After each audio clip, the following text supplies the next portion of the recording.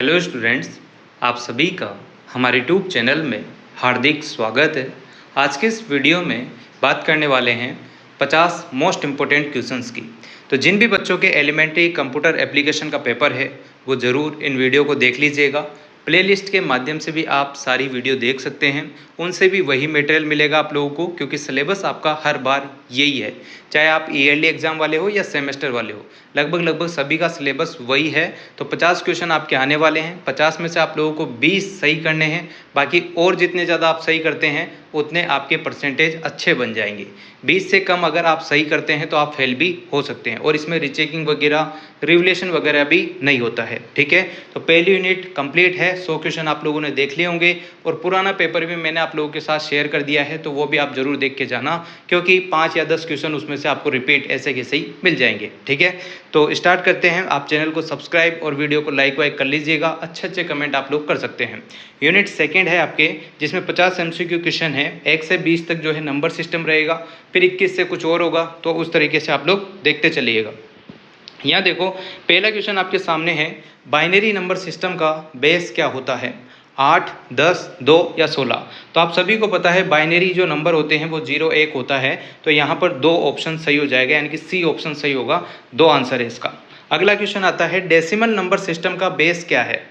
2, 8, 10 या 16। तो 10 होता है डेसिमल, मतलब कि जो दशमलव में होती है चीज़ें, तो यहाँ पर 10, C option will be the correct answer. अगला क्वेश्चन आप लोग देखिएगा। इस टाइप के क्वेश्चन आप लोगों को देखने को बहुत मिलेंगे, एक दो तो मिलेगा इस, है ना। तो देख लो, 10 लिखा हुआ है, कोष्टक में है, नीचे 2 लिखा हुआ है, इस तरीके से कुछ लिखा हुआ है, का डेसिमल मान आपसे पूछा जाता है। तो आपको क्या आंसर देना है? 8, 10, 12, 14। तो करेक्ट आंसर हो जाएगा बी ऑप्शन, क्योंकि डेसिमल में बताना है तो पीछे जो है 0 वाली संख्या होनी चाहिए। तो यहाँ पर बी ऑप्शन इसका सही जवाब हो जाएगा।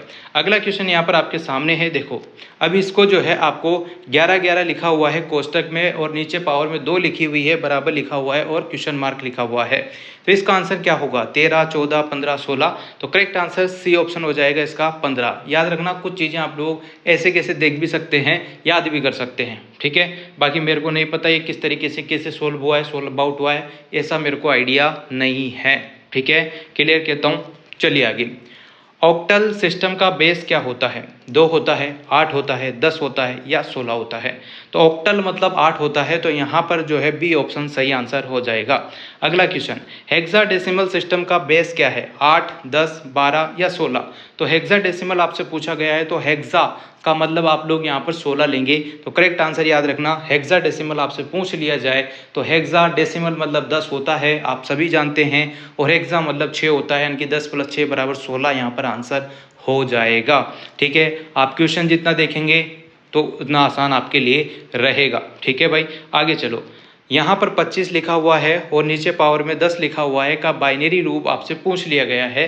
तो अगर इस प्रकार का कोई क्वेश्चन आपके सामने आता है, 25 और नीचे 10 लिखा हुआ, तो इसका सही आंसर क्या हो जाएगा? ये जो पहला ऑप्शन आपको दिख रहा है 11001, तो ये आप लोग याद कर लेना। और अगर किसी बच्चे को मैथ की चीज़ें आती है तो वो अगर सोल्व आउट करके कमेंट में लिख सकता है, तो काफ़ी बच्चों की हेल्प हो जाएगी। बाकी मेरे पास टाइम का अभाव है, नहीं तो मैं आपको पूरा ओपन करके बता देता, है ना। वो तो बच्चों के पेपर है, इस वजह से मैं सोच रहा हूँ कि आपका थोड़ा बहुत फ़ायदा हो जाए। बाकी आपसे एक बात और कहना चाहता हूँ, प्लेलिस्ट में आप एलिमेंट्री कंप्यूटर एप्लीकेशन वाली जो वीडियो है वो देख जाना, अगर मैं टाइम पर वीडियो अपलोड ना कर पाऊँ तो, क्योंकि उनमें से ही सारे क्वेश्चन आपके आएंगे, रिपीट बहुत सारे क्वेश्चन होते हैं।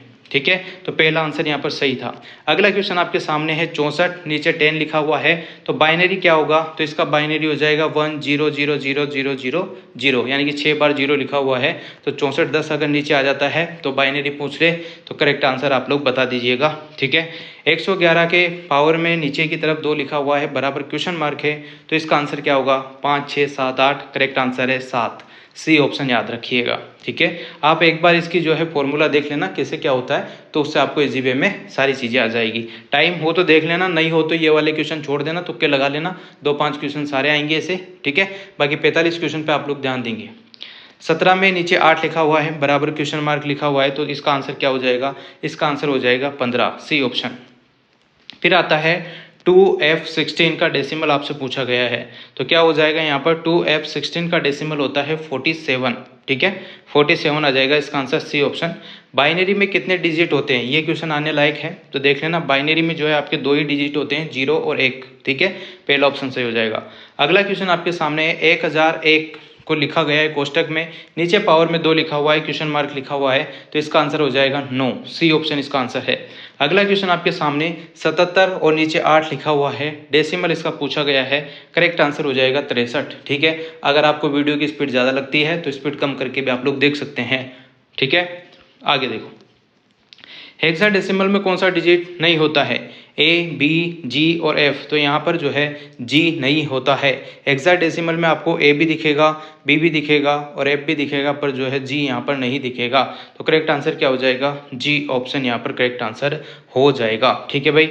अब इसमें मत देखने लग जाना, मीनिंग में आप देखने लग जाओ कि ए भी दिख रहा है, बी भी दिख रहा है, ऐसा नहीं, कौन सा डिजिट पूछा गया है, ठीक है ना। तो चलिए आगे देखते हैं। 10 की पावर 10 का जो है बाइनरी आपसे पूछा जाता है, तो 10 हो जाएगा इसका आंसर, ठीक है। 10 यहाँ लिखा हुआ है, 10 यहाँ लिखा हुआ है, तो 10 इसका आंसर है। 255 में 10 का हेक्साडेसिमल आपसे पूछा गया है, तो क्या हो जाएगा इसका, एफ आंसर हो जाएगा, यानी कि ए ऑप्शन सही आंसर होगा। अगला क्वेश्चन आपके सामने है, 1100 की जो है पावर में नीचे 2 लिखा हुआ है और क्वेश्चन मार्क लिखा हुआ है, तो करेक्ट आंसर इसका क्या हो जाएगा, इसका आंसर हो जाएगा आपके 12, ठीक है, सी ऑप्शन इसका सही जवाब होगा। अगला क्वेश्चन है 1A 16 लिखा हुआ है नीचे की तरफ, यहाँ पर डेसिमल में आपसे पूछा गया है, करेक्ट आंसर इसका आता है 26, ठीक है। एक बात मैं आपसे कहना चाहता हूँ, जिस भी बच्चे के मैथ सब्जेक्ट हो और जिसको इस तरह के क्वेश्चन आते हैं, तो वो एक बार जो है, या तो मैं ही आप लोगों की हेल्प कर दूंगा, कमेंट में लिख दूंगा इसको सोल्व करने का, या फिर कोई भी बच्चा कर दीजिएगा, क्योंकि टाइम का थोड़ा सा अभाव है, ठीक है। सी ऑप्शन होगा इसका आंसर 26।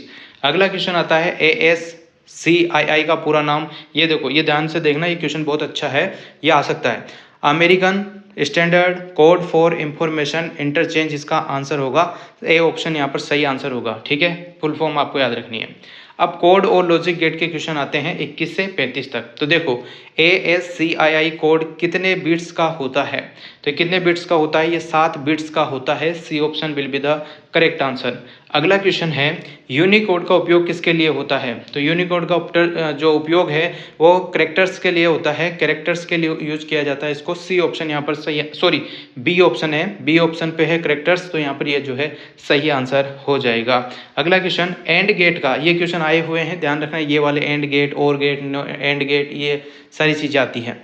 एंड गेट का आउटपुट कब 1 होता है, ये पूछा गया है, जब दोनों इनपुट 1 हो जाते हैं, तो एंड गेट का आउटपुट भी क्या होता है, 1 हो जाता है। और गेट का आउटपुट कब 1 होता है, तो कोई एक अगर 1 है तो और गेट का आउटपुट भी 1 हो जाता है, तो बी ऑप्शन इसका सही जवाब हो जाएगा। नोट गेट जो है क्या करता है, ऐड करता है, मल्टीप्लाई करता है, इन्वर्ट करता है या डिवाइड करता है, तो करेक्ट आंसर मैं बताता हूँ आप लोगों को, सी ऑप्शन है, इन्वर्ट करता है, ठीक है, इन्वर्ट लेते हैं इसमें, नोट गेट आ जाएगा इसका आंसर।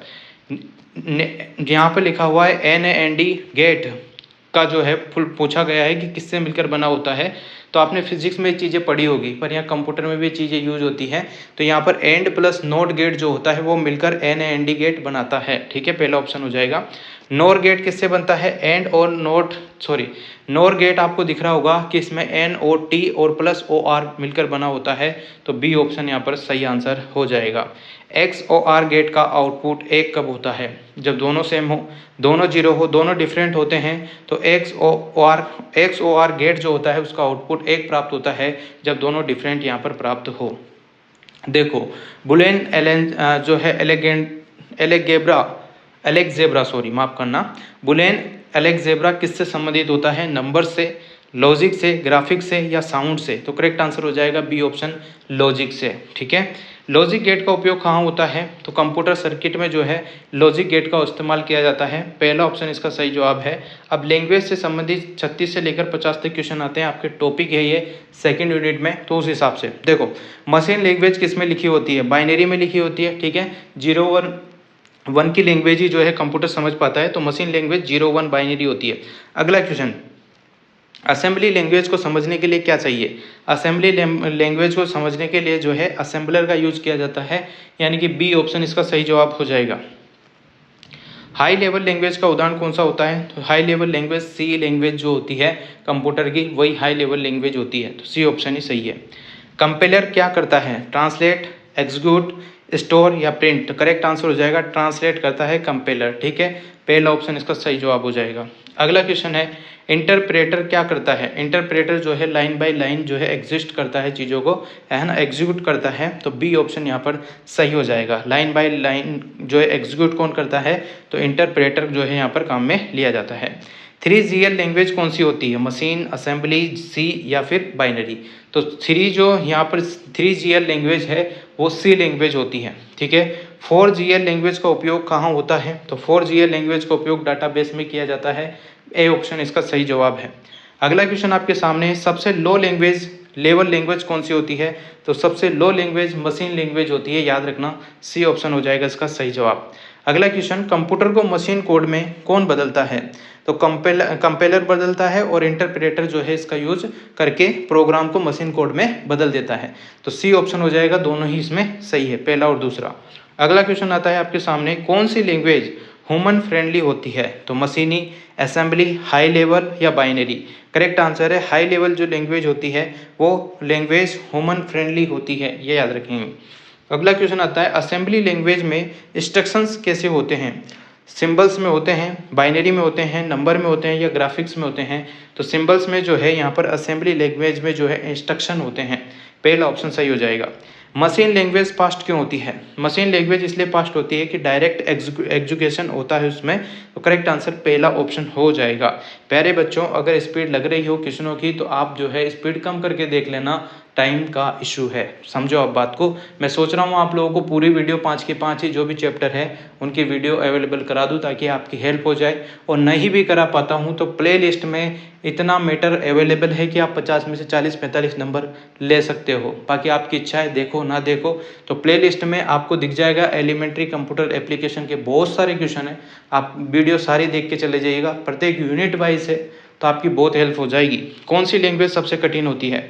तो मशीन लैंग्वेज सबसे कठिन होती है, हाँ मशीन लैंग्वेज सबसे कठिन होती है। आगे देखो, कंप्यूटर एक बार में क्या करता है? 1 लाइन, फुल प्रोग्राम यहाँ पर जो है कंपेलर है यहाँ पर, कंप्यूटर नहीं, जल्दबाजी में हो गया। कंपेलर एक बार में क्या करता है? तो फुल प्रोग्राम सेट कर देता है।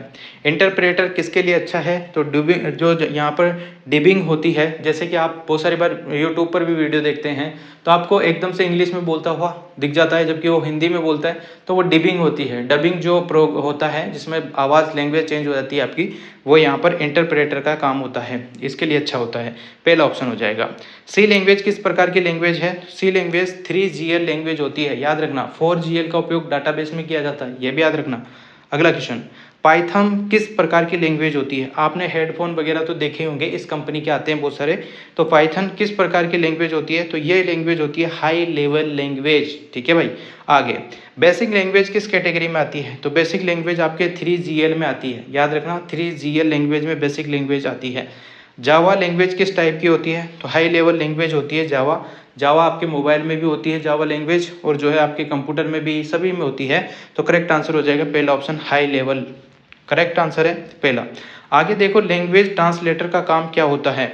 जैसे कि मोदी जी कभी भाषण देते हैं तो आपने देखा होगा ट्रांसलेट हो जाती है वॉइस, है ना, तो वो ट्रांसलेटर का ही यूज करते हैं ज़्यादातर जब इंग्लिश हिंदी में ट्रांसलेट करना होता है। बहुत बड़े बड़े नेता इनका यूज करते हैं, जिनको इंग्लिश वगैरह प्रॉपर नहीं आती है, बाहर जाते हैं तो दूसरी भाषा बोलने के लिए इन चीज़ों का इस्तेमाल होता है। तो लैंग्वेज ट्रांसलेटर का काम क्या होता है? तो होता है कन्वर्ट कोड, ठीक है, पहला ऑप्शन इसका सही जवाब है। तो प्यारे बच्चों, एलिमेंट्री कंप्यूटर एप्लीकेशन के सेकेंड यूनिट के 50 क्वेश्चन कंप्लीट हो गए हैं, 50 क्वेश्चन इसके बाद आ जाएंगे, ठीक है, देख लीजिएगा। प्ले लिस्ट की जितनी भी वीडियो है वो आप जरूर देख के जाइएगा, उससे आपकी काफ़ी हेल्प होगी।